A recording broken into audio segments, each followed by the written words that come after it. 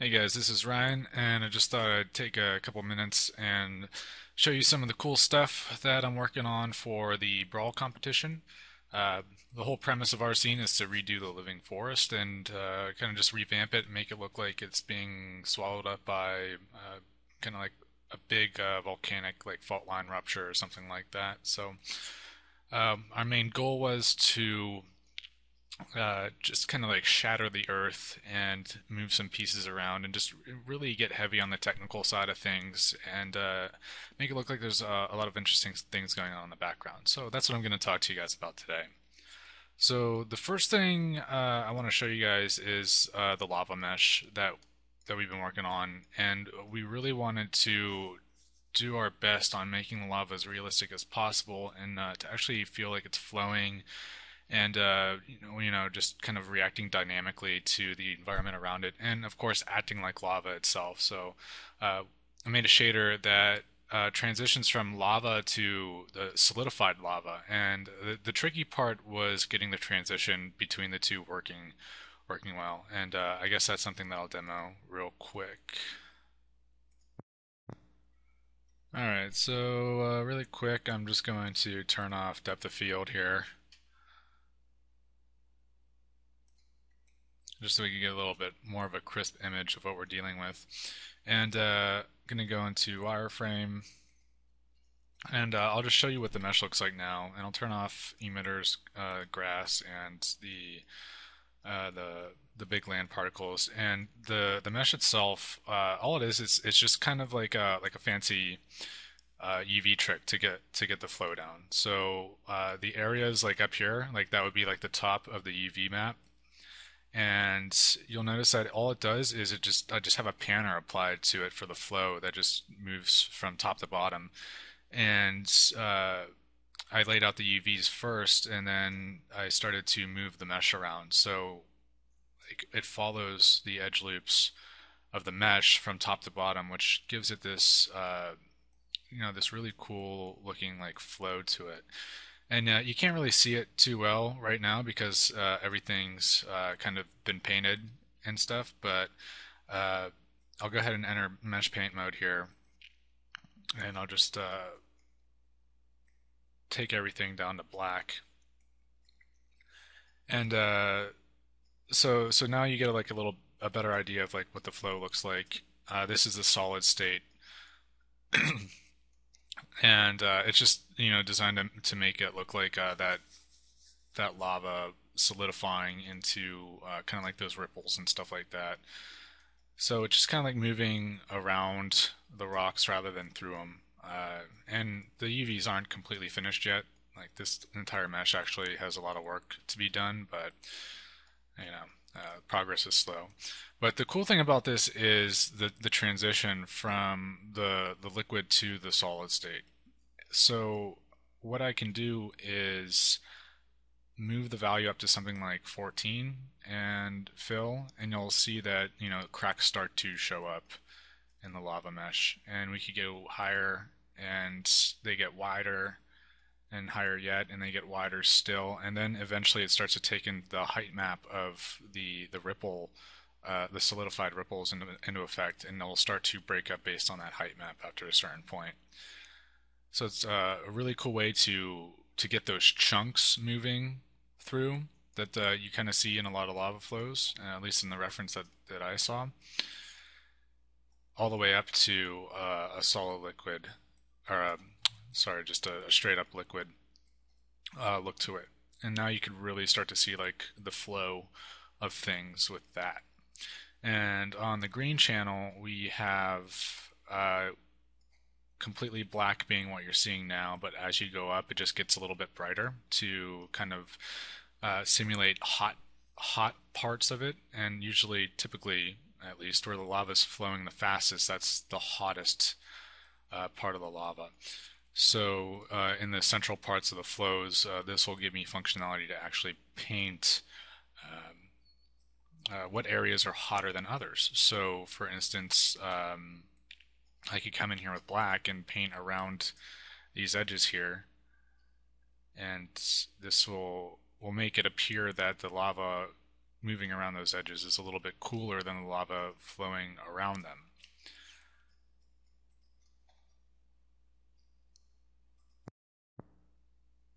So I'm just going to quickly take you through what the painting process would be like for this. And so let's do turn them back, land meshes back on, emitters, and let's do this. So what I'm going to do is I'm just going to refill everything black real quick, and I'm going to work with the red channel first. So I'm going to pump this up to something like 27 or so, and just to get some basic cracks going in here.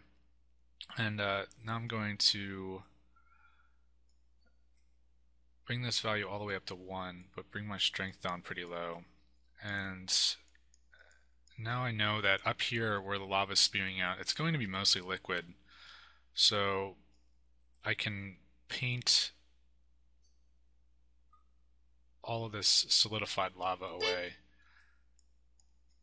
And I also know that for the most part, where it's moving quickly, it's going to be mostly liquid. So I can kind of carve out the channels here where the lava's going to be moving the quickest. Just kind of make way for that flow. And again, I could hit 1 and go back to our scene view just to make sure like what areas are the most important that I have down. So like I'm not really going to see much back here, but it's fun to paint, so I'll do it anyways.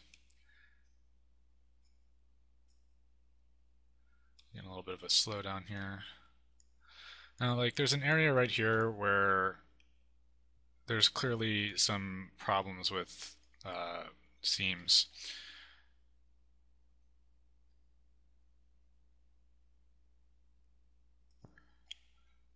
And I apologize here. I'm getting a little bit of a slowdown in the video capturing, but it should be better now. So to get rid of the seam, I could just paint out the obvious solidified part, and then come in with the green channel and just kind of like make this area really hot, and that kind of gets rid of it, which is really nice. And then I can just kind of like just continue doing whatever. Up here is a different mesh because the way Unreal works is I can't do emissive lighting with any mesh that's over 5,000 verts. And when these two are combined, it goes to like 5,300, so I had to break them up a little bit. But the cool thing about UDK now is that you could actually paint on 2 separate meshes at once. And all you have to do is just control click one of them while the other one's selected, just to select another one. So I'll do the same thing that I did over here. I'll fill it in with 27 and probably just erased everything over here, but it's alright because the greatest thing about this is it doesn't take long to fill all that stuff in. It's super quick, and it's a really great way to break it up and add some uniqueness to the lava here. So just really quickly go over it again, break up some stuff here and there. Maybe increase my radius a little bit. And for this larger area right here, it's moving rather slowly, so I'm just going to leave it maybe break up in some areas, but for the most part, I'm just going to leave it the way it is. Because most of our reference, the lava flows actually are mostly solid. There's not many areas where the lava is completely liquid unless it's moving really quick. So we'll just leave it like that. And this one is way hotter than this mesh down here, so we need to unify that. So I'm just going to fill in the green channel with a value like 30 or so, and that'll be pretty good. And we'll only go up to about 50 to do the hot areas, because when you contrast the hottest hots with the coolest cools in this, it's very apparent that you can see the vertex blending, so it starts to look a little bad. But we'll go ahead and fill these little currents in. And just like that, we have some, some really cool looking lava. Get rid of mesh paint real quick and kind of like look over the scene, and it looks convincing enough, and it's really easy to change. So yeah, and there's one more thing that I wanted to show you guys really quick too. So one thing that we realize is we might have a situation like over here where we have different lava meshes intersecting with other lava meshes, and we really wanted to avoid any kind of texture tiling problems and things of that nature. So what we did is added in uh, a functionality for the material that allows you to use world space coordinates to blend the solidified lava state with. So I guess it's just easier to show you. For instance, like this mesh right here, this bottom one, its UVs are all screwed up right now, and what you're actually seeing is that functionality in place. Nothing's really moving right now, and it's just kind of like a consistent texture tile size with the other ones, but I'm using the blue channel to just give it world position coordinates instead of just whatever the mesh coordinates would be. So for instance, when this mesh bleeds into the base lava mesh that we kind of have as a placeholder right now, it just doesn't really look that great because you have this moving part going into a non-moving part. But what we can do, as long as there's red channel information there, is we could kind of like layer over it with the blue channel and switch uh, its texture coordinates to get like a little bit of a smoother blend to it. It's just better than the harder edge. And what happens is it starts to look like it transitions a little bit nicer. And like I could set the brush to like 0.5 and just do try and do like a smooth transition. There's a lot of cool stuff that you can do with it, but for the most part, it kind of looks best when you just bring it all the way back up to 1. But this is useful if, like I said, if two meshes are overlapping each other or relatively the same height of one another, we can blend them together with this method and just kind of make it look better than if it was just intersecting straightforwardly. So yeah, so that's pretty much the Lava Tech demo.